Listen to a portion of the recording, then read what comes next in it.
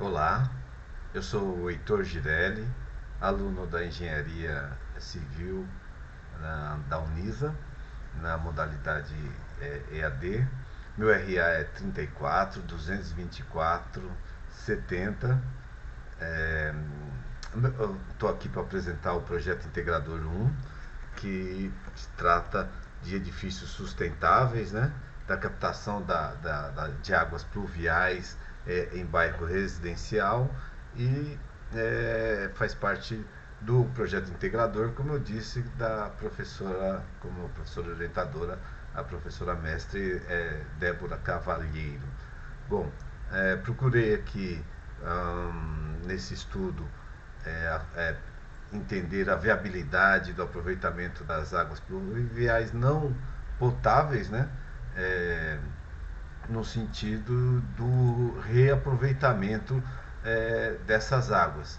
Então, o aproveitamento, desculpe, né? O aproveitamento das águas da chuva para uso não potável em um residencial, né, de uma cidade do interior, um condomínio em São Paulo. O estudo visou encontrar volume médio da água precipitada naquela região, né, mensalmente, para verificar o consumo em três tipos de padrões de residência, né, e para assim dimensionar melhor o armazenamento dessa água da chuva, né? Qual seria o reservatório indicado para isso. Esse dimensionamento, né, do reservatório usou os métodos previstos na norma NBR 15527 de 2019 e para viabilizar também a situação econômica, né? Sobre a implantação desse tipo de atividade, né? Desse tipo de né, aplicação da água da chuva.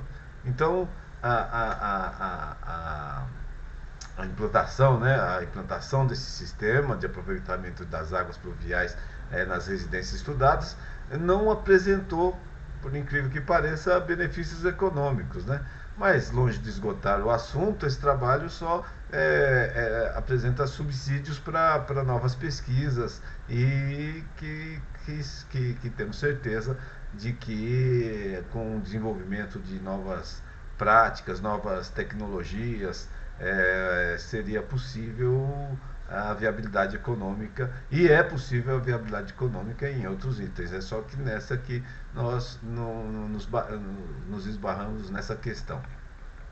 A primeira questão levantada aqui no trabalho, né, é que a importância da água, né? 75% do planeta é constituído por água e a poluição, e veja, dessas águas, só 5% são potáveis. Então, o esforço de consumo, de proteção dos mananciais ou do consumo consciente das águas doce são fundamentais para a sobrevivência do planeta e da nossa vida saudável e social, né? Então, o que nós estamos conversando aqui e vendo se é possível o reaproveitamento das águas de chuva, principalmente em prédios, né, que tem captação, que tem grande utilização de águas, e se é possível fazer essa captação em prédios, viabilizando viabilizando a reutilização, a utilização dessas águas em situações não potáveis, como descarga, lavagem das áreas, seja comum, né, em geral as áreas comuns, a regação das plantas, a utilização dessas águas em prédios residenciais, em que há grande concentração de pessoas nos apartamentos e numa dimensão de metros limitada, né? A gente está comparando aqui uma casa, por exemplo, você tem um consumo, mas ocupa um espaço de um prédio, né? Essa utilização de várias famílias em comparação com o terreno de uma casa otimiza e viabiliza muito a utilização das águas pluviais. Bom, o objetivo do estudo é a viabilidade econômica dessa implantação, né? Nessa cidade que eu falei já, né? Num conjunto residencial popular no município de São Paulo, e o objetivo específico é determinar o volume médio da água que precipita durante um período do ano, né? Inclusive agora nós estamos conversando aqui em setembro e veja só, né, nesse ano os recordes de chuva estão sendo batidos aqui em São Paulo, da onde eu estou falando, né? Bom, então eu faço também ali uma comparação da utilização da água nas várias regiões do Brasil, né? Você veja que a água é bem abundante na região norte, porque a bacia amazônica possui 68% da água disponível no país, e o sudeste, né, que é uma região mais densamente popular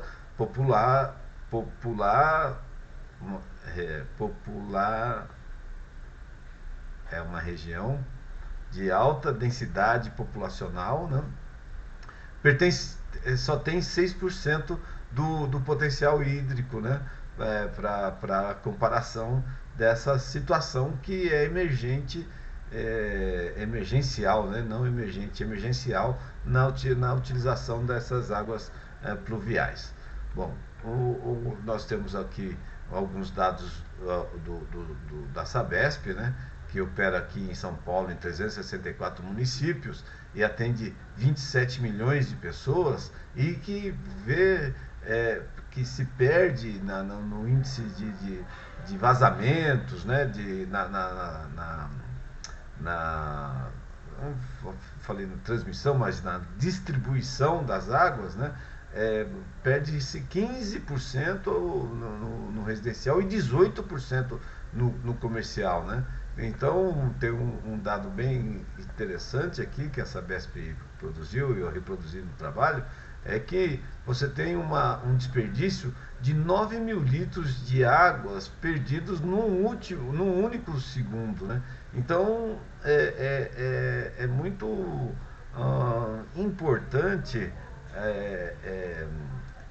essa análise dos dados e do consumo de água e da distribuição de água, dos vazamentos e do reaproveitamento, porque, veja, com 6% da nossa capacidade, com a população de 40 milhões no estado de São Paulo, todo o esforço para economizar esse recurso, a água, é fundamental, né? Então, essa primeira parte do trabalho, eu discuto essas questões na viabilidade, para demonstrar a importância e a viabilidade dessa atividade. Embora o resultado não tenha sido economicamente viável, você pode dizer que dentro de uma visão global, embora economicamente não foi viável o estudo, ambientalmente ele é importante e fundamental, né? Daí nós podemos, a partir desse momento, falar uma coisa sobre a metodologia, que foi feito um levantamento bibliográfico e ainda uma análise do caso do condomínio que eu estou dizendo aqui, nós estamos falando aqui nesse vídeo. Então eu fiz aqui uma pesquisa da precipitação mensal durante um ano, né? Você vai poder verificar isso na página 12 e você vai ver que tem, desculpa, né, nos meses de um ano. Então, janeiro e dezembro são os meses que chovem mais nessa região. Setembro e abril e setembro estão em segundo lugares. Junho e julho são os períodos que se chovem menos. Portanto, você tem que fazer um planejamento de armazenamento de água, verificando os períodos que se tem, né? Como é que você pode programar o consumo dessas águas com base na precipitação ao longo de uma série histórica de um ano, né? Bom, também vimos aqui os coeficientes do escoamento superficial de cada tipo de material, né? Demonstrando telha cerâmica, telha metálica, telha esmaltada, betume, telhados verdes e pavimentos. Com esse tipo de coeficiente, é possível medir a quantidade de água que possa ser canalizada, vamos chamar assim, para o reservatório, e o volume em relação ao volume de chuva e o volume possível de armazenamento, né? Agora também utilizamos para esse exercício, né, o cálculo de consumo de água, calculando a utilização dessa água nos diversas atividades que é possível usar uma água não potável, né? Que seria a descarga, né? Então a quantidade de pessoas num dia e a quantidade de descargas que uma pessoa dá num dia. O volume da descarga, né? Quanto cabe na caixa da descarga, quanto é necessário fazer a rega do jardim e quantos litros são feitos por isso, a frequência de rega, a lavagem de carros e a frequência da lavagem de carros e a quantidade de carros. Então a gente utilizou aqui do Tomás uma demanda, né, de consumo residencial não potável para fazer esse exercício. Então você tem lá os dados de entrada, que é aquele índice que nós falamos da chuva. Nós temos a área de coleta, né, que é desculpa, né, a demanda mensal, que eu acabei de falar para vocês agora, aí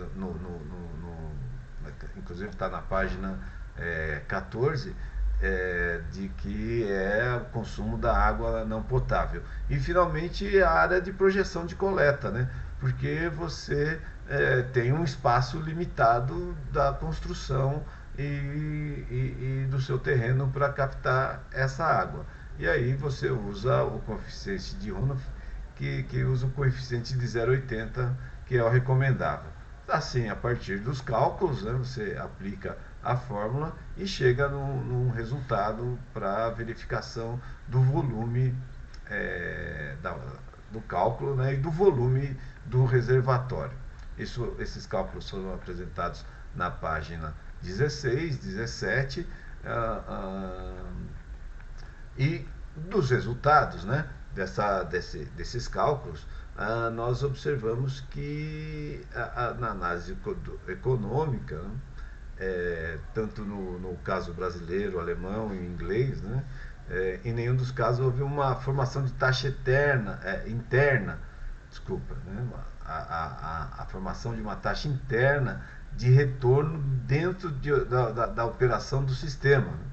Então, assim, a implantação do aproveitamento de água, como eu falei no início do trabalho, não trará benefícios econômicos ao investidor. Tudo bem essa situação? Quer dizer, a partir dos cálculos você percebe que o investimento para a utilização naquele dado período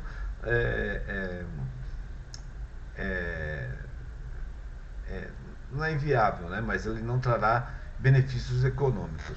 Olha, embora, né, as contas estejam aí, as atividades, a gente entende, inclusive, que isso acontece com todos os elementos que são iniciais, né? Você já teve o exemplo da energia solar ou até dos carros elétricos, que na sua implantação você sempre tem um investimento grande para um retorno não viável dentro de um prazo previsto. Mas esse estudo mostra é, um momento atual e dentro de perspectivas históricas de necessidades e de disponibilidade de recursos, né? Então, à medida em que a sociedade ou tem uma restrição na utilização de consumos, ou tem um aperfeiçoamento da tecnologia envolvida, ou um barateamento do custo dos produtos relacionados ao investimento, esse tipo de proposta se torna totalmente viável e necessária para a economia do recurso. Bom, com isso, acho que apresento aqui o nosso trabalho, né? Porque esse é o desfecho, que é essa viabilidade do uso, embora não tenha se demonstrado economicamente viável no estudo, ela é necessária e os estudos devem sempre continuarem sendo desenvolvidos nessa área, porque a inviabilidade econômica é só um item, e aí eu ia falar só um item, né? Não, não, é um item importante, claro. Os recursos econômicos estão, nesse momento, na frente de outros recursos. Porém, eles não devem fazer que se abandonem esse tipo de estudo na captação das águas pluviais. Bom, espero que tenha demonstrado aqui o teor do trabalho. Agradeço a atenção de vocês e eu vou encerrar esse vídeo aqui. Muito obrigado pela participação.